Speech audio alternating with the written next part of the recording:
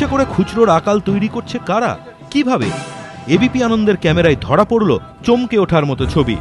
রাজ্য জুড়ে, বিশেষ করে কলকাতা এবং শহরতলিতে খুচরো বিক্রি এখন রীতিমতো সংগঠিত ব্যবসায় পরিণত হয়েছে। প্রমাণ মিলল ধর্মতলা বাসস্ট্যান্ড চত্বরেই। আনাচে কানাচে গজিয়ে ওঠা পান, বিড়ি, সিগারেটের দোকানগুলিতে রমরমিয়ে চলছে খুচরো বিক্রি। দূর থেকে এমনই দুটি দোকান দেখিয়ে দিলেন এক বাস কন্ডাক্টর।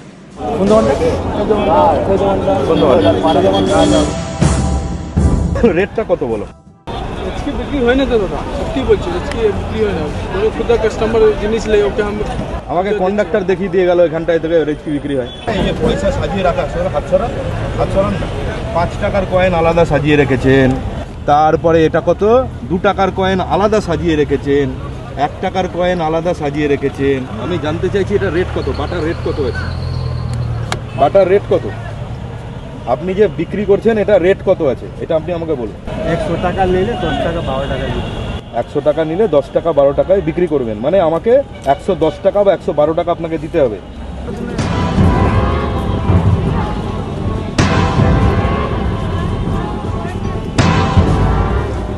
কত বাটা, কত কত দিতে হলো? বাটা কত? 15 না 20? 15 না 20 কত চলছে আজকে? 15 50 টাকাতে দিব, 50 টাকা খুলনা নিয়েছি। হ্যাঁ, আর 60 টাকা দিব।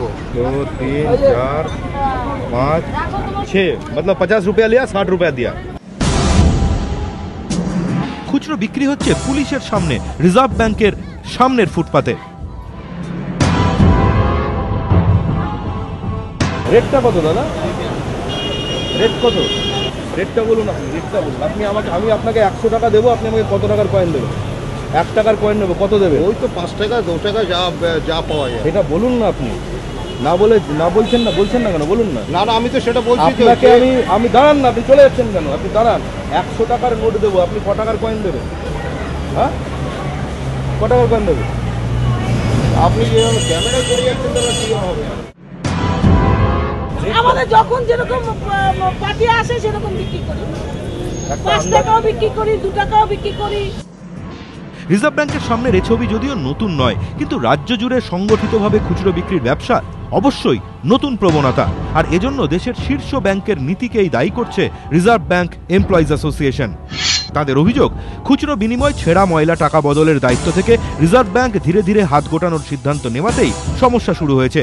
আগে কলকাতা অফিসে 28টি কাউন্টার থেকে খুচরো এবং টাকা মিলত, এখন কাউন্টার মাত্র 5টি। সেখান থেকে দালালরা খুচরো তুলে নিচ্ছেন। কলকাতার 24টি ব্যাংকের 46টি শাখা থেকে এখন খুচরো দেওয়া হলেও সেখানে পরিকাঠামোর অভাব রয়েছে। ব্যাংকগুলি একাজ করতেই চায় না, তাই মুষ্টিমেয় গ্রাহকদের মধ্যে খুচরো বিলিয়েই দায় সারে, আর সেই খুচরো হাত ঘুরে চলে যায় দালালদের কাছে। রিজার্ভ ব্যাংকের যে পলিসি কয়েনের ব্যাপারে, সেই পলিসি হচ্ছে মূল দায়ী। অর্থাৎ রিজার্ভ ব্যাংক নিজে করবে এবং তার সাথে সাথে কমার্শিয়াল ব্যাংক বা ব্যাংক ব্রাঞ্চগুলো একসাথে যদি তারা করতে পারত, তাহলে যে সমস্যাটা এখন তৈরি হয়েছে, আমরা মনে করি এই সমস্যাটা কিন্তু আমরা কাটিয়ে উঠতে পারতাম। যদিও কলকাতা আঞ্চলিক অফিসের deputy general manager Sujit Arabinda অভিযোগ খারিজ করে পাল্টা দাবি করেছেন, রিজার্ভ ব্যাংক খুচরো বিলি ব্যবস্থার বিকেন্দ্রীকরণ চায়। গোটা কলকাতায় 116টি কয়েন ভেন্ডিং মেশিন বসানো হয়েছে, ভবিষ্যতে আরও বাড়বে। আরও বেশি ব্যাংকের শাখা থেকে ভবিষ্যতে কয়েন বিলি হবে। যদিও সুজিত অরবিন্দ স্বীকার করে নিয়েছেন, চাহিদা অনুযায়ী যোগান কম। 2012-13 আর্থিক বছরের জন্য কলকাতা আঞ্চলিক অফিস থেকে 128 কোটিটি কয়েন চাওয়া হয়। ট্যাক্সাল থেকে মিলেছে মাত্র 85 কোটি কয়েন। এর অর্থমূল্য 200 কোটি টাকা। যদিও তার দাবি, এই কয়েনও বাজারে ঠিকমতো থাকলে খুচরোর তেমন অভাব হওয়ার কথা নয়। বাস্তব যদিও অন্য কথা বলছে। কৃত্রিমভাবে খুচরোর আকাল তৈরি করে সুকৌশলে চালু করে দেওয়া হচ্ছে সমান্তরাল মুদ্রা ব্যবস্থা। সম্প্রতি স্বেচ্ছাসেবী সংস্থা ইন্ডিয়া স্মাইলের জনস্বার্থ মামলায় জানিয়ে রীতিমতো উদ্বেগ প্রকাশ করেছে কলকাতা হাইকোর্ট। খোদ কলকাতা হাইকোর্টের প্রধান বিচারপতি উদ্বেগ প্রকাশ করেছেন, কিন্তু রিজার্ভ ব্যাংক অফ ইন্ডিয়ার কলকাতার রিজিওনাল অফিস অথবা পশ্চিমবঙ্গ সরকার প্রশাসন এবিপি আনন্দের ক্যামেরায় এই ছবি দেখার পর তারা কি অন্তত একটু নড়ে চড়ে বসবেন? হয়রানির হাত থেকে বাঁচবেন সাধারণ মানুষ? ক্যামেরায় উত্তম হালদার এবং সন্দীপন গুপ্তর সঙ্গে ধ্রুবজ্যোতি প্রামাণিক, এবিপি আনন্দ।